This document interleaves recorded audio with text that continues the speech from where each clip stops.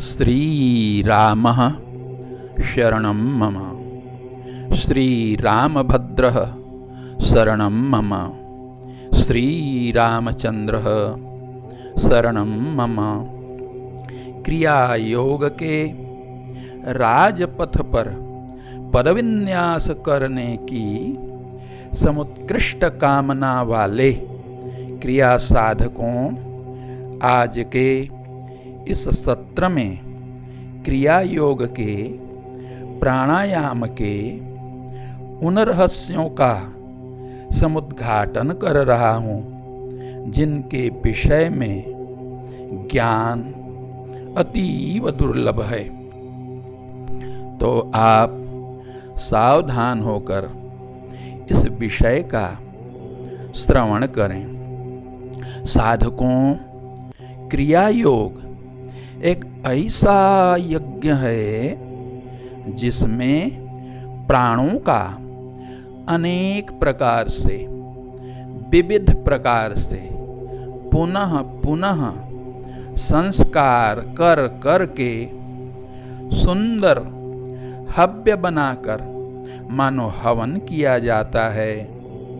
इस यौगिक प्राण यज्ञ का सुफल अमृत फल अव्यक्त पद की ध्रुव प्राप्ति है।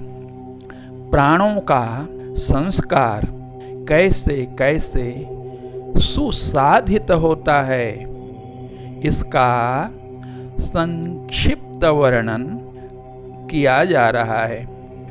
सर्वप्रथम इसका संस्कार शारीर मधु से होता है। आपके शरीर के ही भीतर बारुणी नाड़ी विद्यमान है। उसी बारुणी नाड़ी से जो मधुस्राव होता है, उससे संस्कृत वात सहचारी प्राण को संस्कृत प्राण में होम किया जाता है। क्रिया योग के सुविज्ञ महापुरुष काकी मुद्रा का अवलंबन करते हैं। अति गोपनीय रीति से इसका प्रयोग करते हैं और प्रयोग करके तन मन को प्रफुल्लित कर लेते हैं। तो यह प्राण का शारीर मधु से प्रथम संस्कार किया हुआ होता है। जैसे हवनीय द्रव्य को, साकल्य को, औषधियों, तिल, जौ, चावल, गूगल, घृत इत्यादि मिला करके सुसंस्कृत बना करके उसे हवन किया जाता है न, इसी प्रकार यहाँ भी होता है। अब आइए द्वितीय प्रकार का संस्कार कैसे होता है। द्वितीय होता है वैश्व मधु से। आपके घट के भीतर ग्राहिका नाम की एक नाड़ी है। इसी ग्राहिका नाम वाली अश्विनी नाड़ी से उस मधु का संग्रहण किया जाता है, जिसे वैश्वमधु कहते हैं। इस मधु से वात सहचारी प्राण को सुसंस्कृत करके सुसंस्कृत प्राणों में होम किया जाता है।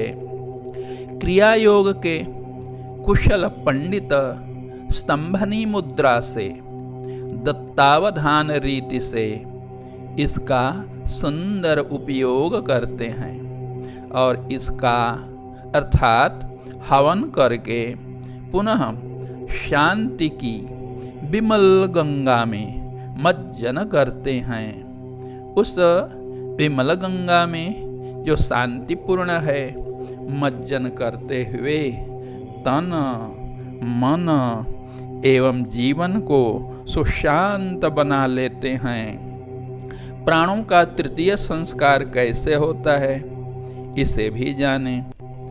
तृतीय संस्कार होता है शारीर चित्ती से।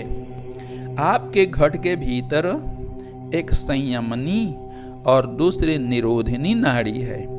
ये अपान देश में विद्यमान होते हैं।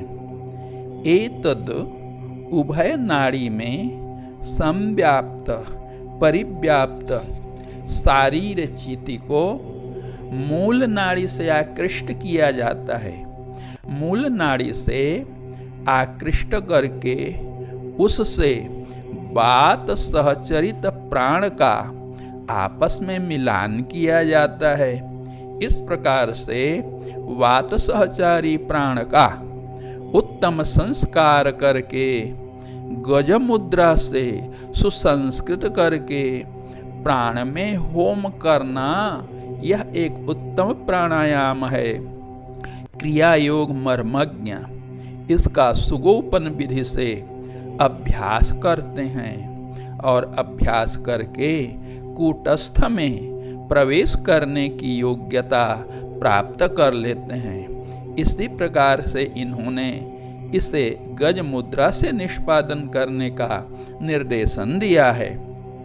चौथा संस्कार प्राणों का कैसे किया जाता है, इसे भी जानें।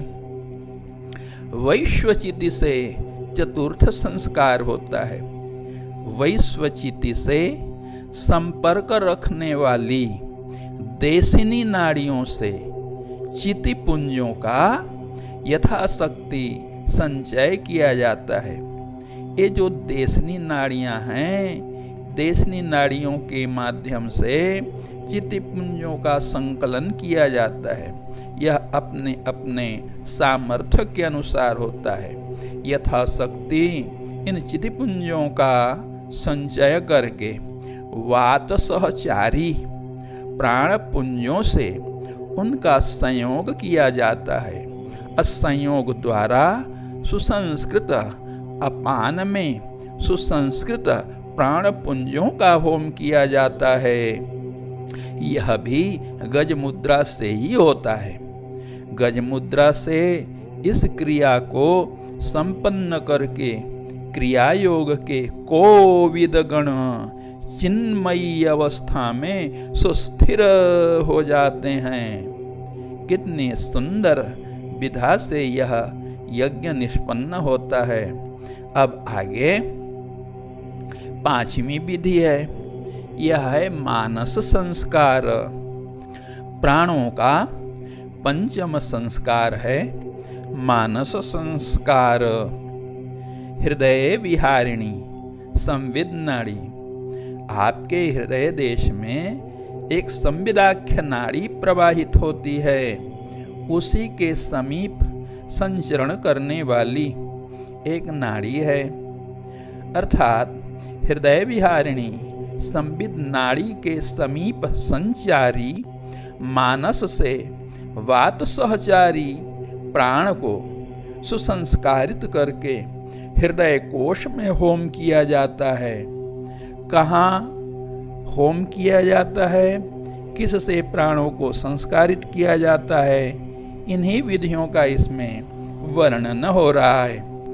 क्रिया योग के रहस्य के वेत्ता ज्ञानी योगी पुंगव इसका अति निगूहन पद्धति से अभ्यास करते हैं और अभ्यास करके वे अपने मन भ्रमर को विमुग्ध कर देते हैं और हृदय कोश में उसे निलीन कर देते हैं। तो सज्जनों, क्रिया योग रहस्यवेत्ता योगी पुंगवजन इसका निगूहन पद्धति से अभ्यास करने का निर्देश भी करते हैं। इससे साधक का मन भ्रमर विमुग्ध हो जाता है और विमुग्ध होकर हृदय कोश में निलीन हो जाता है।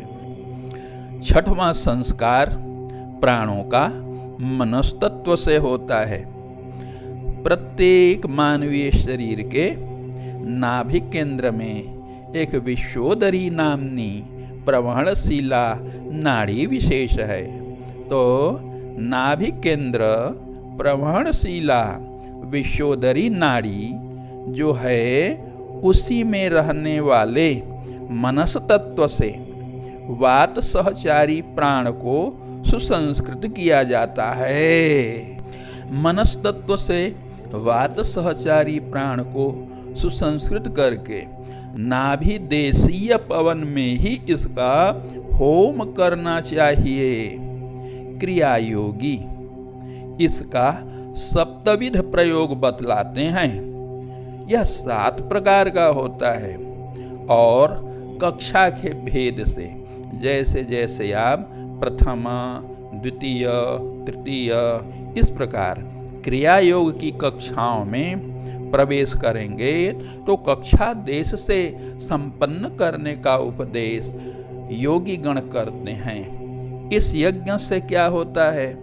इस यज्ञ से मन मधुप सुधा रस का परिपान करते हुए नाभि केंद्र में ही विलीन हो जाता है। साधकों, ये संस्कार कक्षा क्रम से होते हैं। अग्रिम सप्तम विधि है तेजस तत्व से संस्कार। प्राणों का तेजस से कैसे संस्कार होता है यह भी जानिए।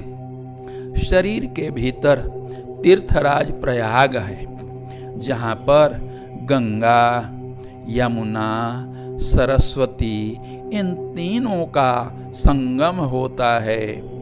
ये हैं इडा, पिंगला, सुषुम्ना।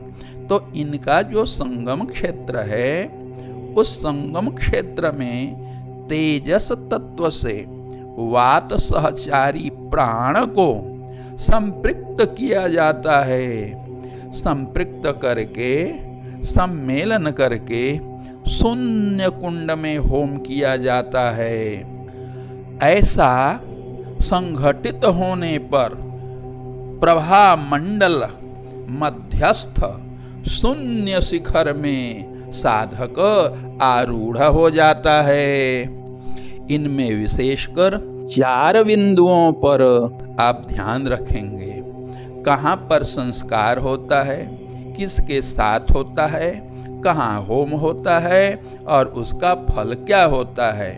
तो प्रभा मंडल मध्यस्थ शून्य शिखर में साधक आरूढ़ हो जाता है ना, तो जिस स्थान को प्राप्त करके वह सर्वद्रष्टा हो जाता है, सर्वसाक्षी हो जाता है, यह इसका फल है। क्रिया योगी गुरुराज महाराज का हम बारंबार साधुवाद करते हैं। उन्हीं के चरणारविंद में कोटिशः दंडवत प्रणाम करते हैं, जिनकी कृपा रूपी प्रसाद से हमारे जैसे नगण्य जीव भी अपने घट भीतर अनुपम आनंद के कोशों का दर्शन, अनुभव और आस्वादन कर पाते हैं। हाँ, तो क्रिया योग साधकों अब आगे की संस्कार विधि का वर्णन करते हैं। अष्टम संस्कार होता है ऊर्जा से। ऊर्जा से प्राणों का किस प्रकार से संस्कार होता है यह भी जाने। तो घट विद्या के अनुसार आपके घट के 2 विभाग हैं। भ्रूमध्य से अधस्तन भाग का नाम तो पिंड है, और उस भ्रूमध्य से ऊर्ध्व भाग ब्रह्मांड है। पिंडीय चक्रों में क्रियायोगी वात का नहीं, प्राण सहित ऊर्जा का होम करता है। यह ऊर्जा किस प्रकार की ऊर्जा है तो जानिए, यह ऊर्जा जीवनदायिनी ऊर्जा है। गुरुगम्य रीति से प्राणायाम का अभ्यास करते करते एक दिव्य ऊर्जा उपलब्ध हो जाती है।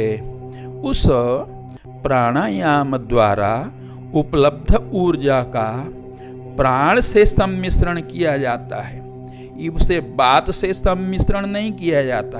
अब यहाँ से परिवर्तन हो गया। 7 प्रकार के जो संस्कार थे वो वात सहचारी प्राण के संस्कार थे। अब यहाँ से दिव्य ऊर्जा का प्राण से सम्मिश्रण किया जाता है, और सम्मिश्रण करके चक्रे चक्रे होम किया जाता है। इससे चक्र चक्र से ज्ञानमयी दिव्य प्रभा उत्थित होती है। इन सब चक्रों से उत्थित प्रभामयी ऊर्जा उत्पन्न होती है। इन सब का संव्यूहन किया जाता है, इन सब का संगठन किया जाता है और प्राणों से युक्त किया जाता है। तब पिंड से ऊर्ध्व ब्रह्मांडीय क्रिया का संपादन होता है। तो इस प्रकार से यह अष्टम संस्कार हुआ। क्रिया साधकों अग्रिम संस्कार है ज्ञानाभिन्न कृति से प्राण मिश्रित ऊर्जा के होम से ज्ञानमयी प्रभा उपलब्ध होती है। तो उस उपलब्ध ज्ञानमयी प्रभा को कूटस्थ गह्वर में ज्ञानमयी क्रिया से संयुक्त करे। उन्हें संयुक्त करके ब्रह्म योनि से आरंभ करके सहस्रार देश पर्यंत उन्हें ऊर्ध्वागति प्रदान करे। ततः सहस्रार देशीय आत्मलोक पर्यंत अति दिव्य अतीव श्रेष्ठ ब्रह्म यज्ञ का संपादन किया जाता है। उसी आत्मलोक में अतीव श्रेष्ठ ब्रह्म यज्ञ संपन्न होने पर इससे होने वाला जो परमानंद रूपी फल अक्षय अनंत अवर्ण्य एवं सर्वातिशय है उसका लाभ होता है। योगी तब उस फल को प्राप्त करके धन्य धन्य हो जाता है, कृतकृत्य हो जाता है, जरा मरण से रहित हो जाता है, ब्रह्म सुख का अनुपम अनुभव करता है। इस प्रकार वह अपने जन्म जन्म के संपूर्ण दुखों से विमुक्त हो जाता है और तृप्त संतुष्ट एवं पूर्ण हो जाता है। इससे आगे की क्रिया महायोगियों ने गुप्त ही रखा है। तो सज्जनों, इन्हीं 9 प्रकार की विधियों से प्राणों को सुसंस्कृत करने का हमने उपदेश किया है।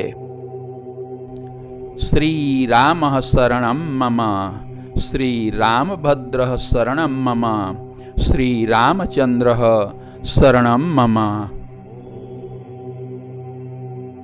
साधु साधु साधु साधु साधु साधु। गुरुदेव भगवान की जय।